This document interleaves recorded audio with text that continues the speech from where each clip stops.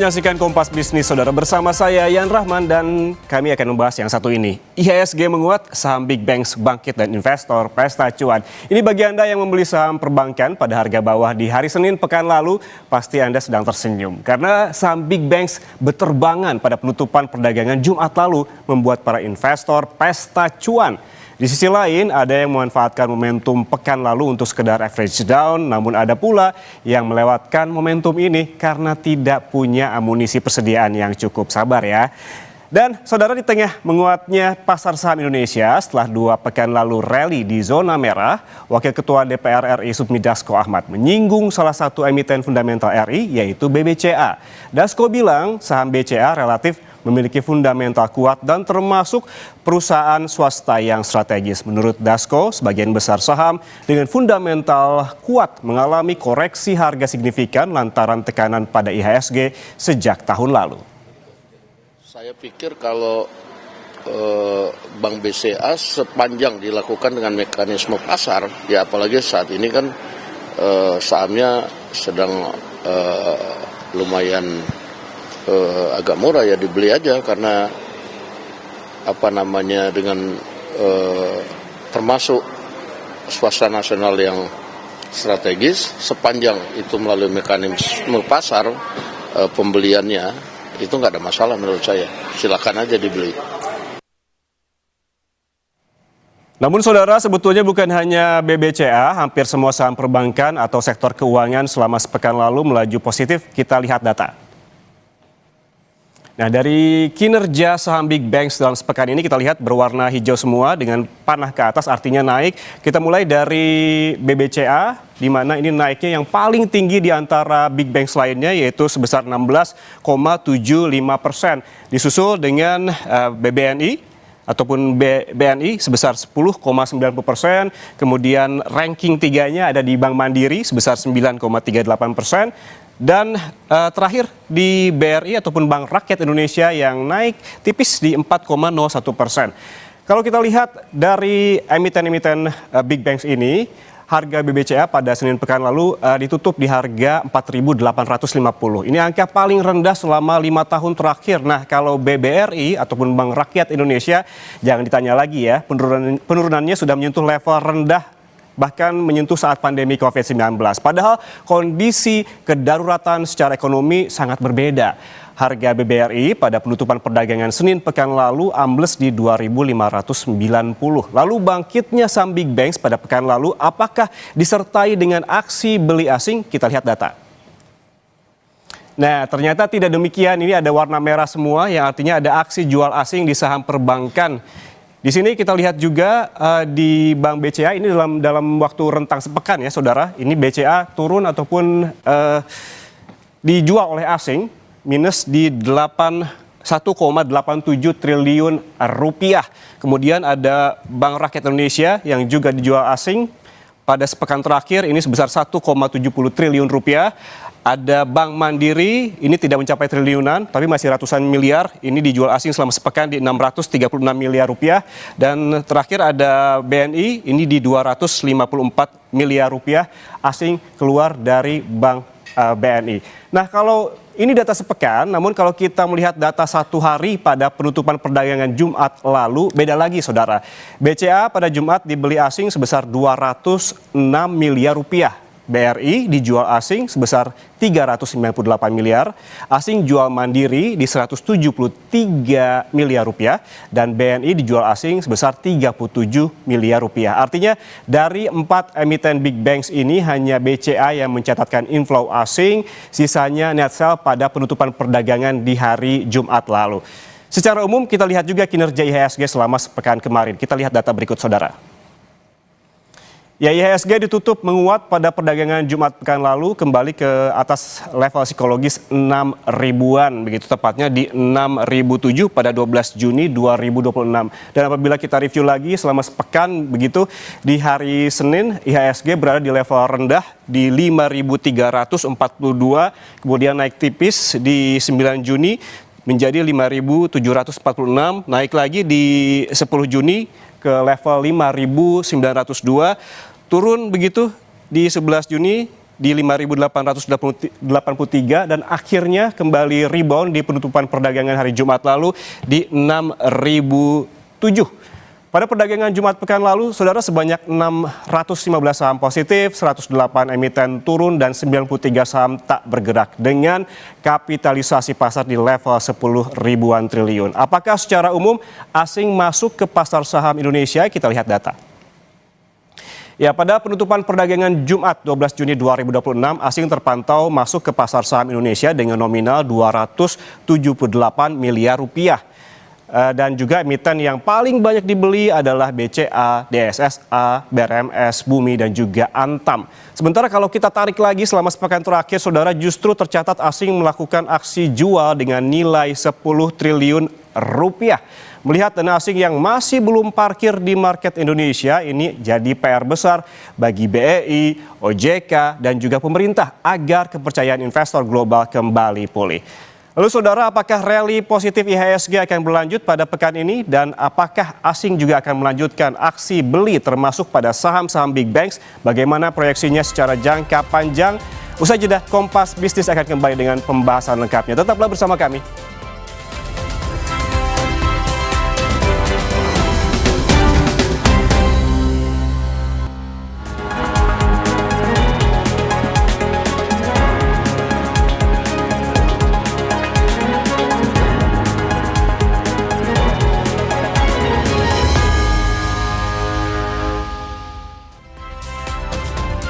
Saudara, apakah rally positif IHSG termasuk kinerja saham big banks akan berlanjut pada pekan ini? Apa saja sentimen dalam waktu dekat yang kemungkinan akan mempengaruhi kinerja IHSG dan bagaimana proyeksinya secara jangka panjang? Kita bahas bersama Herman Sumirat, dosen SBM ITB yang juga seorang investor. Pak Herman, selamat pagi, apa kabar? Halo, selamat pagi. Pak Herman, kita lihat di pekan lalu, tepatnya pada Jumat penutupan perdagangan, IHSG ditutup menguat begitu. Ini kembali ke level psikologis di 6 ribuan. Menurut Anda, sentimen apa saja yang membuat IHSG bangkit pada Jumat pekan lalu? Sepertinya secara makro ya, kalau kita lihat geopolitik, mudah-mudahan ada perdamaian dari deal kelanjutan antara US dengan Iran gitu ya, yang pertama. Kemudian yang kita lihat juga pemerintah sudah berupaya ya untuk memperbaiki tata kelola. Ada penjelasan dari Danantara Sumber Daya Alam Indonesia yang sementara ini memantau ya semua dokumentasi untuk menghindari under invoicing dan transfer pricing gitu ya. Kemudian MBG juga itu sudah menjanjikan ya, begitu pula dengan Kopdes adanya efisiensi.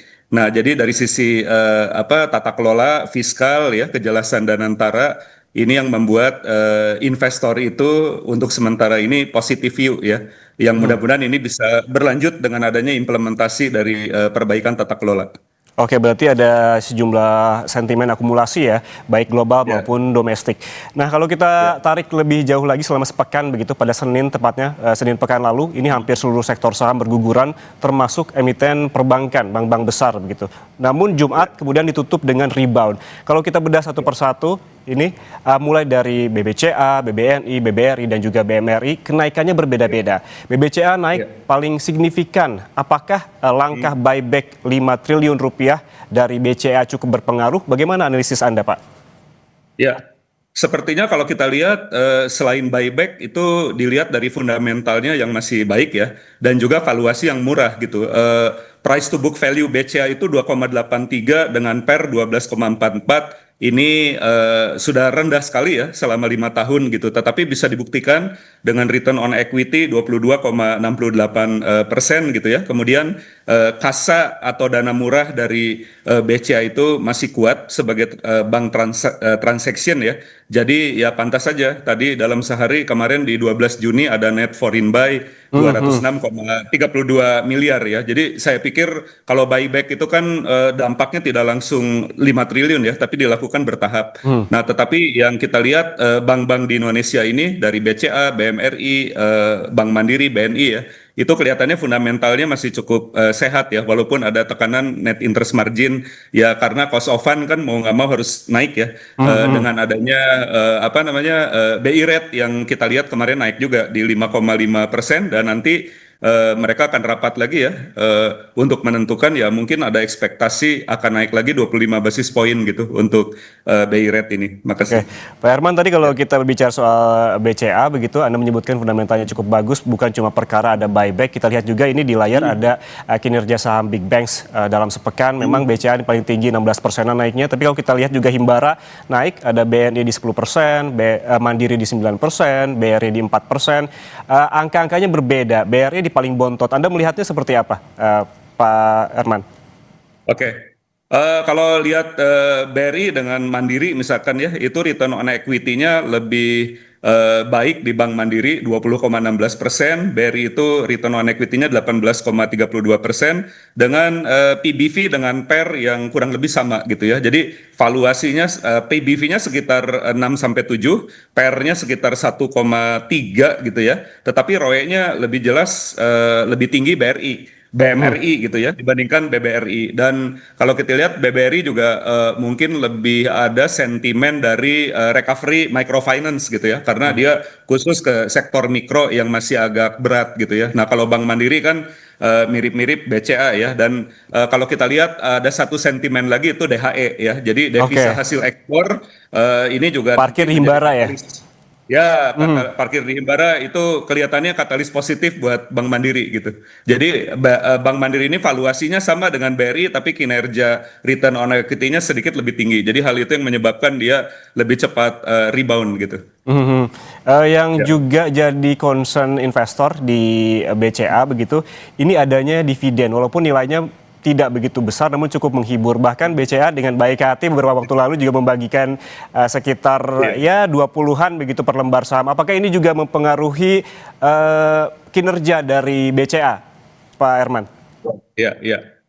Memang BCA itu kan valuasinya dan jatuhnya yang paling lebih ini ya, lebih lebih jatuh karena dia banyak di sell asing dalam sepekan kemarin gitu ya. Nah, terus ada apa joke ya di kalangan anak muda, oh ini dapat uang duka gitu ya dividen itu dianggapnya uang duka Iya, karena iya, untuk iya. mengkompensasi turunnya harga saham yang sudah jatuh banyak gitu. Tetapi dengan intensifnya ya, dengan masifnya jumlah buyback dan apa dibikin setahun itu lebih dari 2 kali, beberapa kali. Nah ini menunjukkan BCA itu undervalue ya. Jadi sinyalnya sangat jelas ya bahwa saat ini BCA itu undervalue. Nah sehingga apa akan melakukan lebih banyak lagi pembagian dividen termasuk buyback ya. Jadi sentimennya memang harus dua, ada buyback dan juga pembagian dividen untuk Oke. menunjukkan undervalue dan punya kas yang cukup besar gitu. Ya. Oke, Pak Herman tadi Anda juga sempat menyinggung terkait dengan asing begitu. Namun kalau kita lihat data ini selama sepekan terakhir asing masih terpantau menjual saham big banks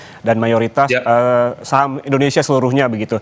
Ini mengapa dana asing masih belum mau parkir di Indonesia ya Pak kalau kita melihat pergerakan IHSG yang cukup baik selama sepekan kemarin?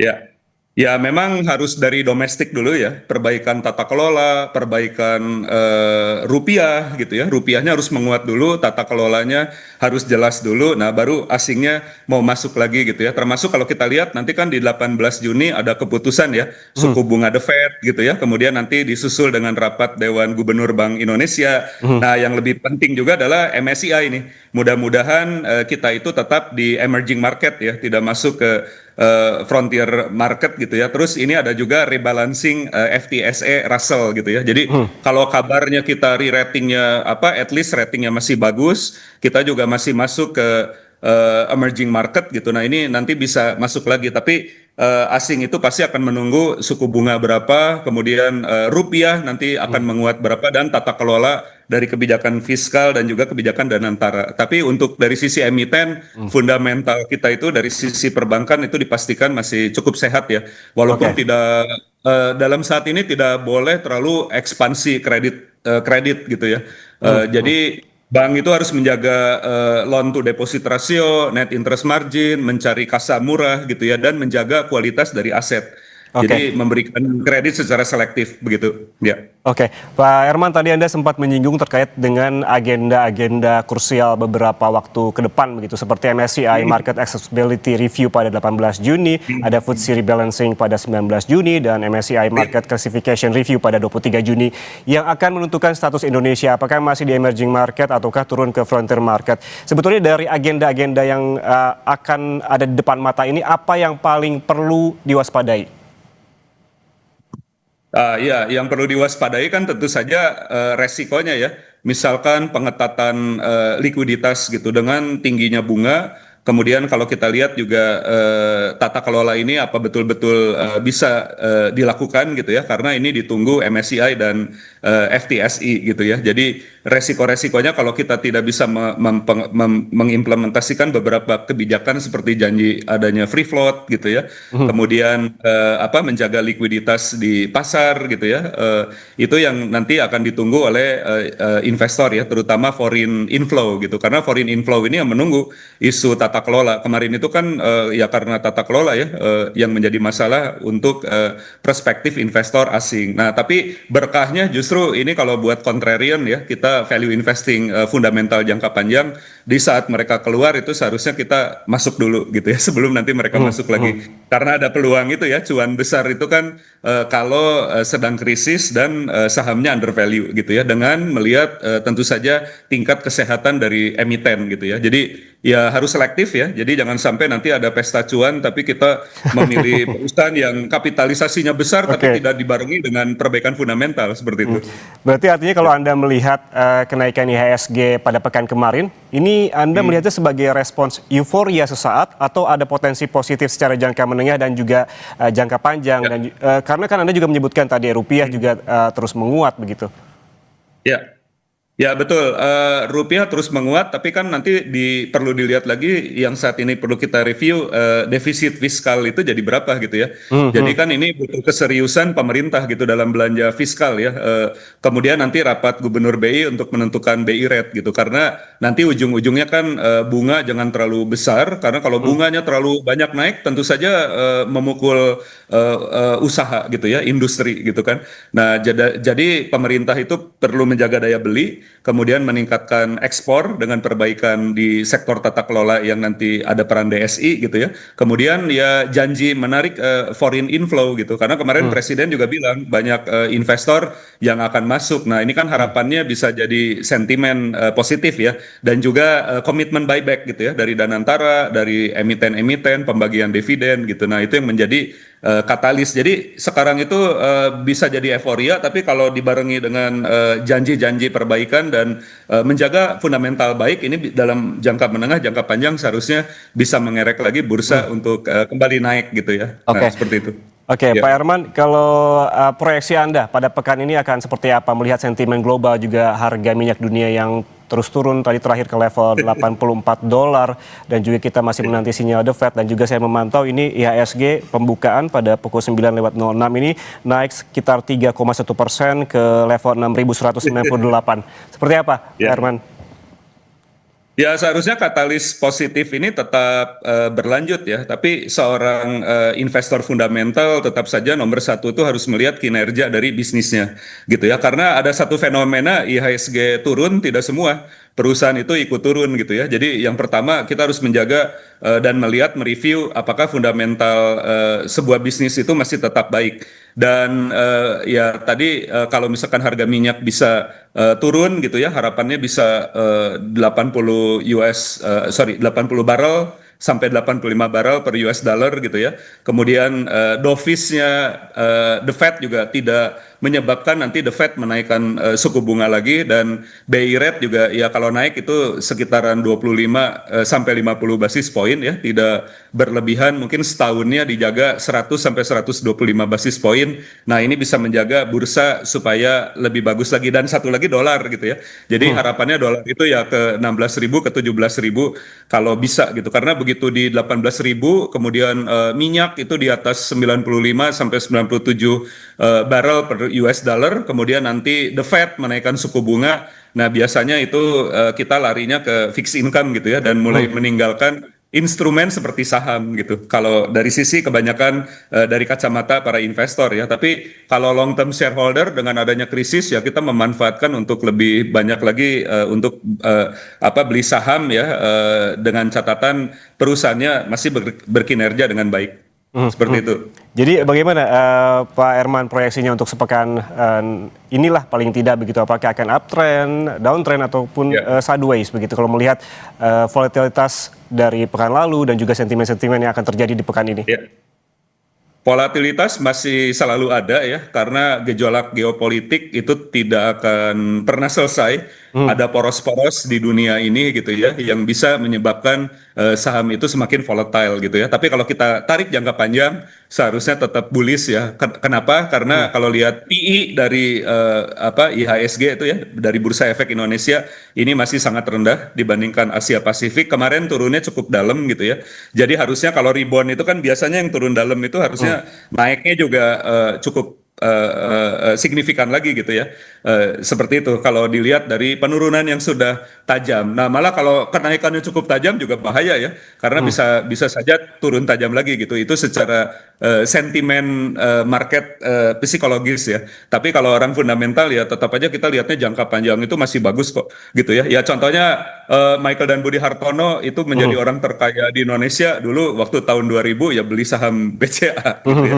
Nah, itu kan satu bukti juga ya untuk menjadi orang terkaya di Indonesia ya kita beli under value stok yang bagus tapi terus kita simpan dalam jangka panjang, terlepas itu nanti ada krisis contohnya di tahun 2008, 2020 gitu ya sampai sekarang gitu. Nah, tetap saja orang itu kalau pegang saham perusahaan bagus dalam jangka panjang bisa cuan besar gitu. Oke, Pak Herman, kalau kita berbicara soal psikologis investor, terutama psikologis investor global begitu, kalau kita berbicara data bahwa IHSG ini menjadi indeks dengan kinerja terburuk sepanjang tahun 2026 di dunia. Sekali lagi Pak Herman, di dunia begitu, terburuk di dunia. Apakah ini mempengaruhi psikologis investor global untuk menaruh uangnya di Indonesia?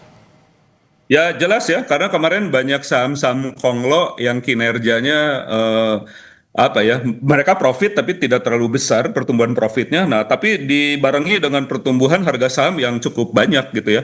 Dan di luar kepemilikan yang signifikan itu mereka mungkin dari 1%, 5% ada pihak lain yang sebenarnya masih related juga dengan pihak konglo. Nah, ini tentu saja membuat respon negatif dari MSCI gitu ya. Walaupun Bursa Efek itu berjanji akan memperbaiki. Nah, teman-teman mungkin bisa lihat ya, kemarin sampai ada mundurnya para eksekutif dari OJK termasuk Direktur Utama Bursa. Ini kan menunjukkan ya adanya tata kelola gitu ya yang dipertanyakan oleh banyak pihak gitu. Istilahnya pump and dump gitu ya. Jadi jelas IHSG itu naik ke 9.000 lebih gitu ya, itu menunjukkan tidak dibarengi dengan fundamental yang baik.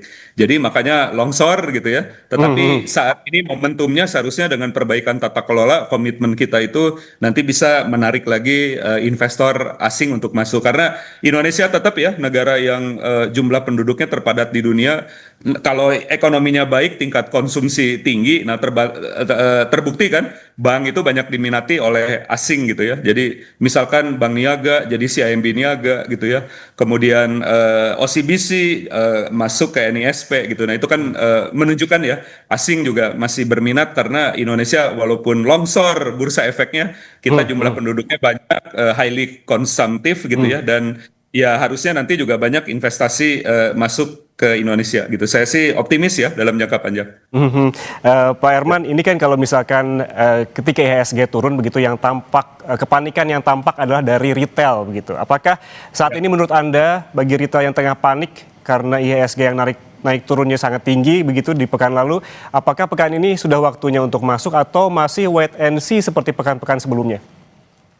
Ya, kalau menemukan sebuah saham yang udah jatuh banyak gitu ya dengan fundamental yang cukup baik, itu seharusnya lebih banyak masuk ke saham gitu ya. Tetapi karena ada uncertainty dari sisi geopolitik dan ekonomi kan secara global diperkirakan belum terlalu pulih ya pertumbuhan ekonomi gitu, dan itu juga berpengaruh ke pertumbuhan Indonesia. Jadi pertumbuhan Indonesia apakah bisa yakin ke 6-7%? Rasanya enggak ya. Mungkin di 5%-an. Nah, jadi tergantung nih. Kalau kita jangka panjang ya itu sebaiknya udah mulai banyak masuk dari sekarang. Tapi kalau kita uang investasinya itu jangka pendek mau coba-coba ke saham ya tentu saja dengan logika ekonomi masih belum pulih ya, pertumbuhan ekonominya masih cukup rendah gara-gara dampak dari geopolitik, ya tentu saja apa namanya baiknya investor itu menjaga juga ya punya punya likuiditas juga selain masuk ke equity gitu. Jadi tergantung investornya kan. Kalau investornya cukup banyak savingnya, nah daripada simpen uang di bank gitu ya, lebih baik sudah mulai masuk tuh ke pasar modal ya gitu ya. Tapi kalau dari jangka pendek ekonomi itu sebenarnya belum bisa dikatakan akan bullish gitu ya, gitu seperti itu. Ya, Berarti artinya lakukan juga ya riset-riset mandiri setiap investor ini betul. sebelum masuk ataupun membeli sebuah emiten. Terima kasih.